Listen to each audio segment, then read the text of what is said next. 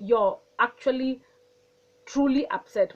And this might be to the people who have previously used the open anger, where they just lash out. And I've advised you to walk out, to go for a walk, so that you can calm down. So this, when you're out there, one of the other things that you can do to better to manage your anger or to calm down, one, when we talk about finding healthy outlets for your anger, finding healthy outlets for your anger. And this would be, maybe you can go out in a gym, do a workout, do some exercises that will help you, use that energy. So the minute you're using that energy, it helps you calm down, because you've transmuted the negative energy into something positive, or the negative energy into something that is productive, that works for your benefit. So you can use that energy to work out, maybe you see you're a boxer, you can use that energy on the punching bag and become a better boxer.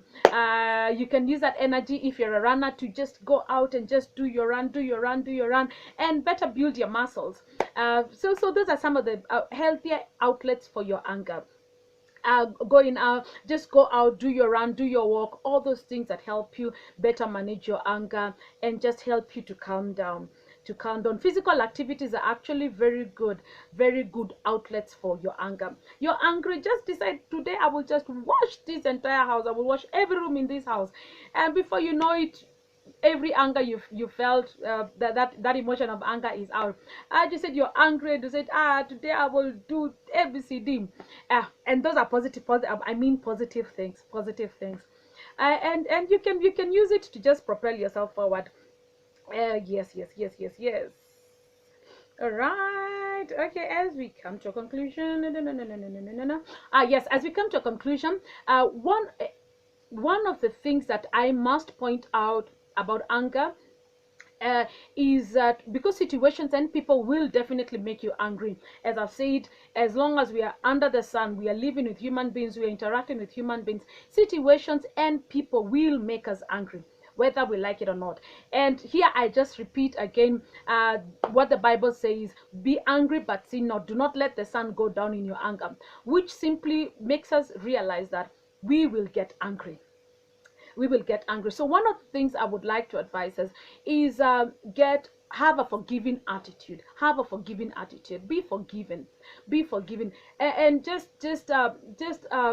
be the person that, even when someone does you wrong, you are quick to forgive.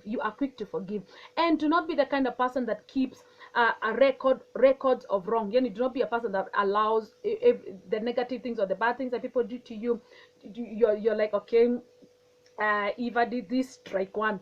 If I did this, strike two. If I did that, strike three, and such things. But be a person that is quick to forgive people. Again, realizing that you do not live in space. You also offend people. You also cause other people to be angry, because you're also interacting with people. And remember, none of us is perfect. So by forgiving another person, you allow yourself also to enjoy the fruit of being forgiven, because the Bible does tell us, forgive us even as we forgive those who transgress against us. Yeah, if that's what it says, let me say it correctly. Our Father who art in heaven, hallowed be thy name. Thy kingdom come, thy will be done on earth as it is in heaven. Give us our daily bread, and forgive us our trespasses. Yes, as we forgive those who trespass against us. So be a person that is forgiving, that you might also enjoy the blessing of being forgiven. Because you sow forgiveness, you will reap forgiveness. So let us also be people that are quick to forgive those who offend us, and be the bigger person. Always be the bigger person. Be it in an argument, be the bigger person. Have a forgiving attitude. And do not and walk in the account of love. Love does not keep account of wrongs. Love is quick to forgive. Be a person that is quick to forgive others, even as we move forward, because time is precious. Your time is precious. The time that you have here on earth is precious, and you don't want to live your days with all this baggage of unforgiveness, with all this baggage that people are always doing this to me, and you're this person that is always sulking, you're this person that is forever fighting with people. or you're this kind of person that is always seeking to revenge, and you waste a lot of your time on people who, one, may not even know that they offended you, and you're there just rehashing in your head the kind of things that people have done to you, and how you're always the victim of this and all that. So you're angry in life, you're angry with life, you're angry with people, you're angry with situations, you're angry with the circumstances of your life, you're angry with your parents, you're angry with your siblings. So you waste a lot of your time that could have been used to better you, which could have been used to make your life better. You waste it thinking on things that have no value, which just cause you to be stressed, it causes you to be sickly, it causes you to be unhappy, it steals joy from you. So don't pay people with your time. Your time is expensive. Your time is expensive. Don't pay people with your time. And by this I mean, time is precious, and it's something that that once it's used, you can't take it back. So if I will not allow you to live, to be a freeloader in my head. Don't allow people to be freeloaders in your mind. And you see how you say, you allow them to be tenants in your mind. You allow them to be tenants in your head. So you're using your time unwisely, because the minute they are freeloaders in your head, you're wasting a lot of time thinking on things that they did, which most likely a lot of people who do things, at times it is not intentional, they don't even know they offended you. Because, one, again, remember we said, you're not in their head, they're not in your head, so you don't know what a person was thinking when they said a particular thing. Again, there's a broken communication. You could have misunderstood something, or you could have misinterpreted an action. So you're there sitting there angry and upset and thinking all these things in your head, yet this person did not know, or even if they knew, you waste a lot of your time on them. Yet time is something you cannot get back once it's used. Yes, actually, you cannot get it back once it's used. So don't pay people with your time. Time is expensive. The time you have here on earth, given by God, invest it wisely. Invest your time wisely. If you forget everything else I've said, remember, don't pay people with your time. Time is expensive. Your time here on earth is expensive. So therefore, invest every minute, every second that God has given you to things that are productive, to things that bring in joy, to things that advance your life. So invest your time wisely. And again, I will say, even as you're talking about forgiveness, at times even forgive people, even without them asking or apologizing. Just forgive them and let them go. Let them go. Don't allow people to be freeloaders in your mind. Yeah. Don't allow people to do that. Don't allow people to do that. Don't allow people to do that. So even as I continue on, before I come to something that I will give us, that this will be something that we'll remember, and it will be easy for us to use it anytime we're angry. I will be able to use it. But one of the things, as I'm saying all these things, one of the things we need to get to is that we need to get to a point where we seek inner peace, our inner peace, more than anything else on earth. Seek, above everything else, seek peace, inner peace. First, it has to start with you. It has to start with you. So seek inner peace, even as you give it outwardly. But you have to be at a point where you are at a peaceful state. There's this word that is called homeostasis. Homeostasis. It's a big word. It's just a biological word that would mean the process of your inner cells maintaining a balance. Maintaining a balance. So no matter what is happening, I'm calm. These things are raging, emotions are high everywhere around me, but I'm like, I'm calm. Homeostasis. It's just a biological word that is all about our cells regulating themselves to maintain an internal environment of balance. So that is the state that we all need to seek to achieve. That no matter what comes your way, you are at a point of balance. You are at a point of balance, not allowing situations or people to hijack your emotions. And at times, some people will get a kick out of it. Oh, I made sure she got upset, and she I transferred what I was feeling to them. So don't take other people's garbage and other people's emotions, or other people lack of control of emotions. Don't allow it to be transferred to you. But fight to always be at a point of homeostasis. You are at a balance. Things are high, things are low, but you're like, I'm calm. You won't steal my joy. So and James, we like joking and just saying. So someone will try to say me, and you're like, not today, not today, devil, not today. You ain't stealing my joy. You are not going to steal my joy. So this situation will not steal my joy. This person will not steal my joy. And that is where we talk about being assertive, being assertive. So, but forever seek inner peace above anything else. Seek inner peace above anything else, and it will help you live a whole life. It will help you live a healthier life. It will help you become a better person. People will want to engage with you. People will want to be around you, because they know they can trust your emotions. You're not this person that cannot be trusted. You don't know how will she react today. So they have to sit somewhere first, look at you. How does she look? How is she today? Like when we were in school, we had teachers who we almost always had to gauge. Okay, Lea meva aje. When she dresses like this, or when he dresses like this, today we are in trouble. Or when they do this, so don't allow your people to be able to read you like that. So be a person that is forever calm, where people can, you're dependable, people can trust you, and particularly if you're a leader, you really need to work on this, because or if you're a parent, you really need to work on this. Be a person that is dependable emotionally. Be a person that is dependable on emotionally. So in times of crisis, people can turn to you to give guidance. When things are going high, people can be able to turn to you for guidance. So again, forever purpose to be that person in life. So the other thing that I may want to point out is that we need to teach people how to treat us. You need to teach people how to treat you, and it is only you who can teach people how to treat you. People can treat you how they know, but you need to be the person that gives sort of the gauge. My name is Eva. I come in looking like this. So this is me. ABCD, ABCD, ABCD, ABCD, ABCD, ABCD. So people, it's actually you who teaches people how to treat you. So a person will say something, and you can be quick to say, no, no, no, no, I won't take that. No, no, no, no, no, no. That is not me.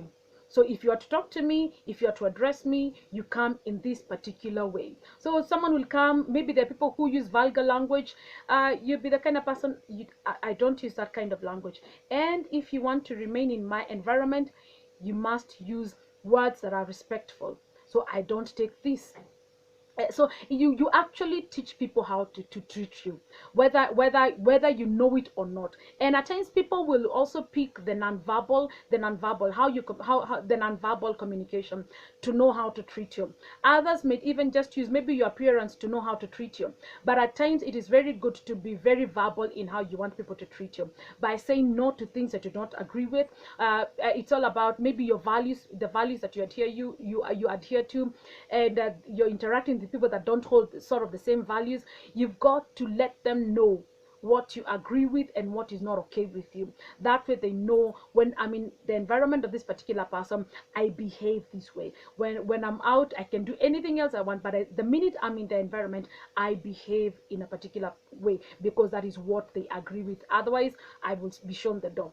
And it's okay to show people the door if they don't want to adhere to what the values that you have when they're in your environment. Just show them the door, and it's okay. It's okay if they can't be, if you want people, if people want to be around you, they must be able to respect the values that you have. And that's okay. It is okay. A lot of us don't want to do this. Remember the passive aggressive people. A lot of people don't want to do this, yet we pick offense. But we must be assertive in the way in how we carry ourselves. That way people will respect us, and they will know that Eva does not like ABCD. So if I want to be Eva's friend, I must behave in a particular way. Even children get this. Children actually get this if you're a parent. So don't be the this kind of person who you're always shouting at your children, or you're passive. Be assertive in the kind of authority that you give, or in the kind of authority that you display towards your children. They will respect that. So as we go on, and now I must get myself to a conclusion.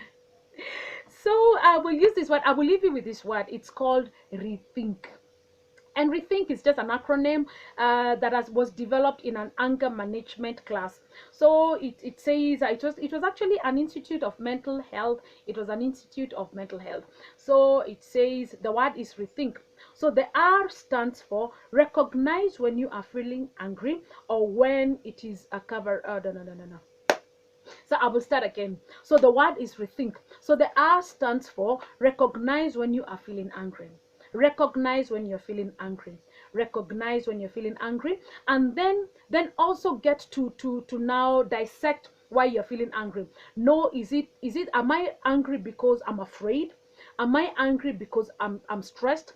Am I angry because I'm ashamed? Am I angry because I'm simply tired? Because at times you can be tired, and because of fatigue, you become angry. You're easily agitated, but it's simply because you're either stressed or you're tired. So remember, the word is rethink, and the first letter is R, which is recognize when you're feeling angry. Recognize. So recognize when you're feeling angry, and delve deeper into knowing, why am I angry? Am I angry because I'm afraid? Am I angry because I'm ashamed? Am I angry because I'm stressed? Am I angry because I'm fatigued? And that way you can do the necessary action. Then the other one is E, is empathy. Empathy or empathize. Empathy or empathize.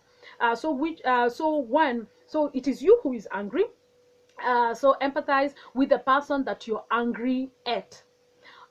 So this will then mean that you will choose the words that you will say towards this other person, as much as they are the object of your anger, as much as they may be the reason you're angry. You will empathize with them, and this will then mean, if yes, this person has made me angry, because I empathize with them, as much as they've made me angry, and we talked about becoming the bigger person, it means I will choose the kind of words that I will use to communicate that I am angry.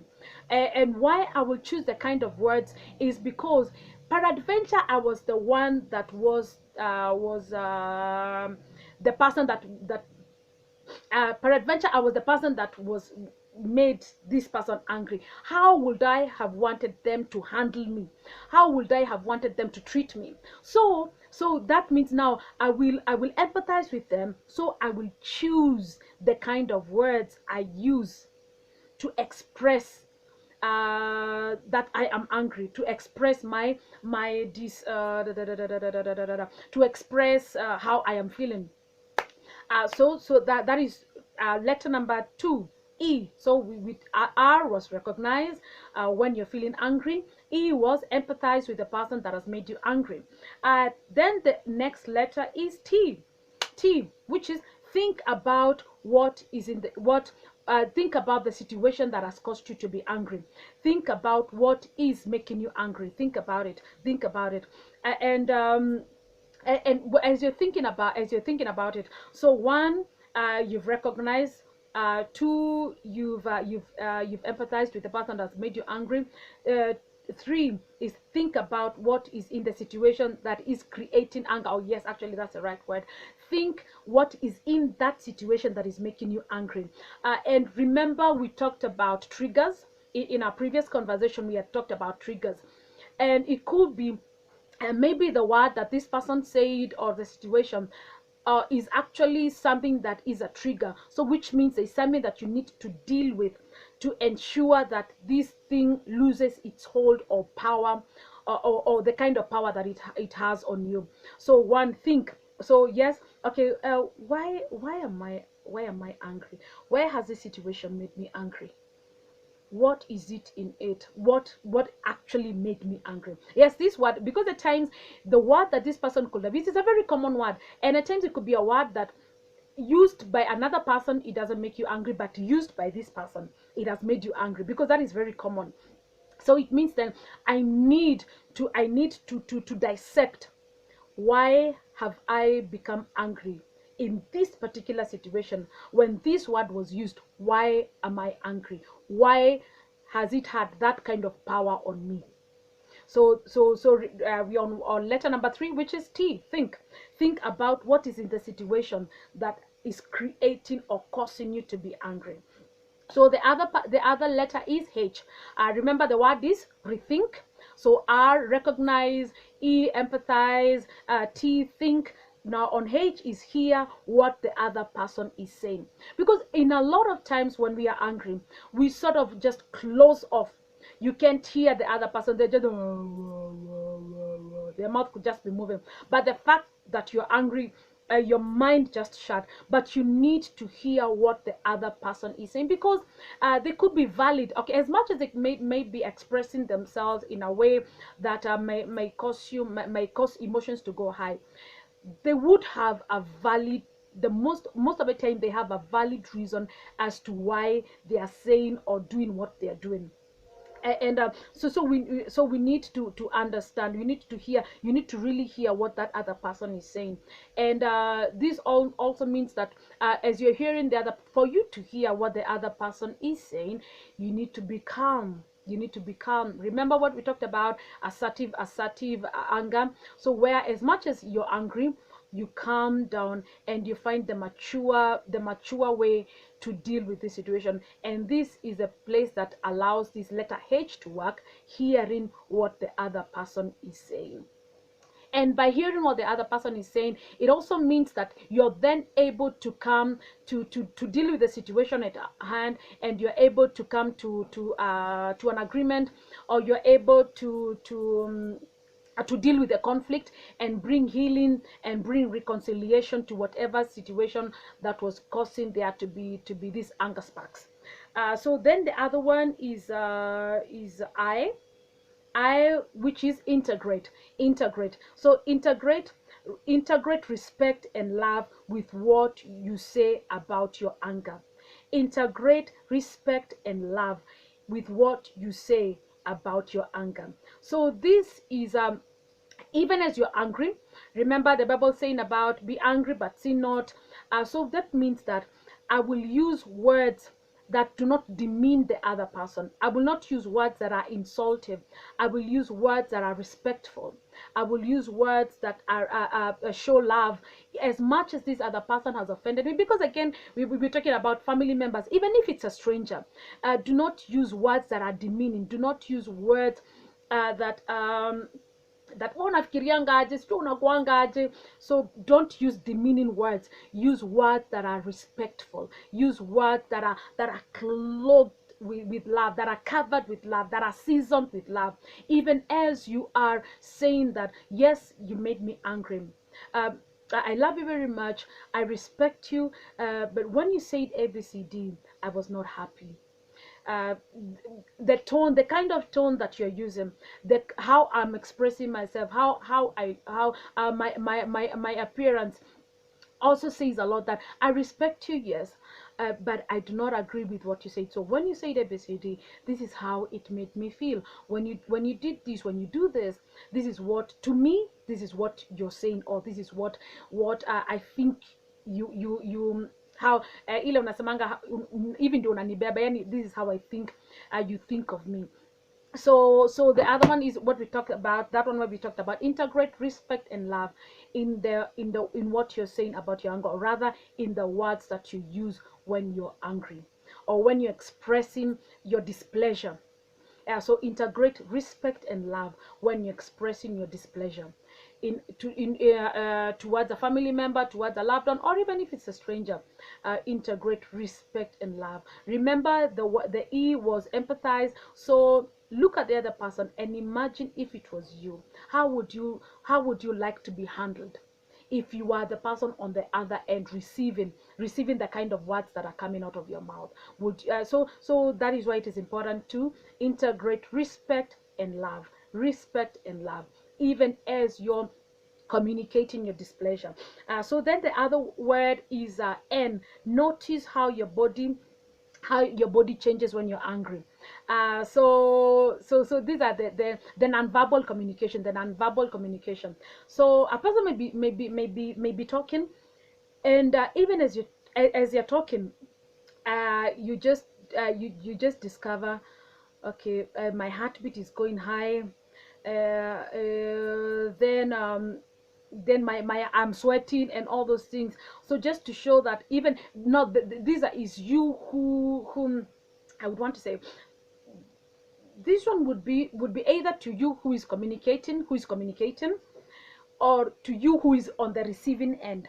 So you would say, as when you're seeing all these things, when you notice what is happening inside you, you're like, I think I'm getting angry.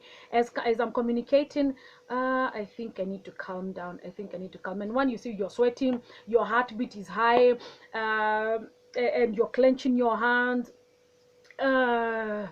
you feel like, "Oh, I'm going to strangle this one." So the minute you start noticing that, you're able to now manage yourself. You're able to now start speaking to yourself. Okay, Eva, you need to calm down.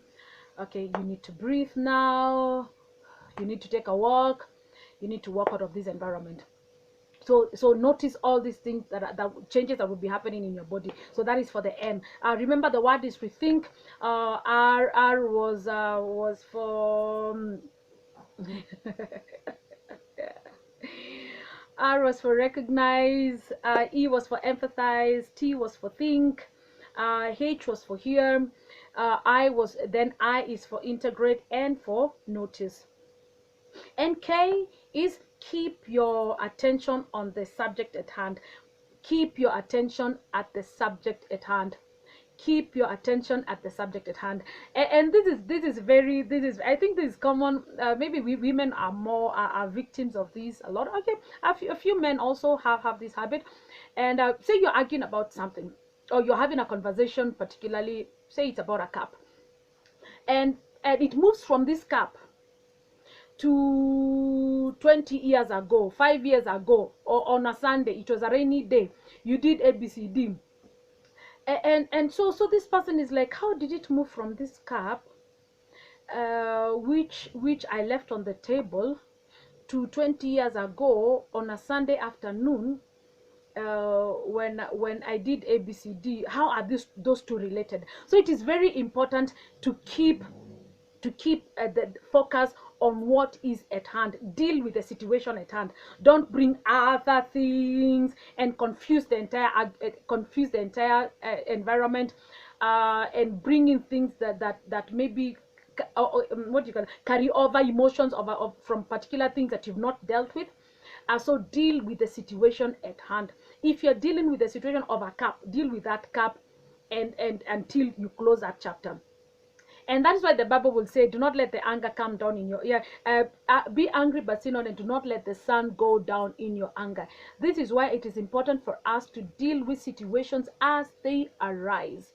Don't carry it forward. If the sun goes down to the next day, the thing that happened yesterday, leave them in yesterday. But let us be people that handle things as they arise. That way you are able to move forward in life and be able to handle the greater challenges that life will throw at you. Because as the truth is, every new day comes with new challenges. Every new season will bring in new challenges.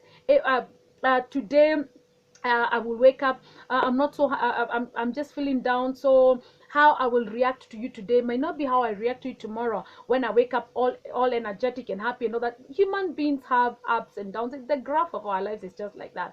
So that is why it is very important, when you are addressing a situation that has caused you to be upset, stay on course. Deal with the item or the thing that has made you angry. Don't bring all these other things in the mix, because you make it very difficult to come to a conclusion, or you make it very difficult to find a reasonable ground, a reasonable environment of handling what is at hand. So let us be wise in how we handle we handle ourselves, and let's keep this word let's keep this word: rethink, rethink, rethink. Recognize, empathize, think, hear, integrate, respect, and love. Notice, and keep attention on the subject at hand. Don't be a person that is always deviating.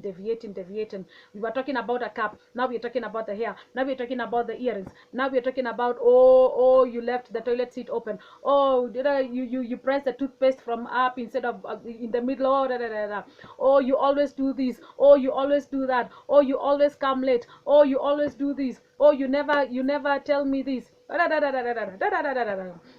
So let us be people that are focused. So if you're dealing with a situation, address it, come to a conclusion, and agree that we've handled the situation, and we will not allow the situation to arise again in our next conversation, in your next argument.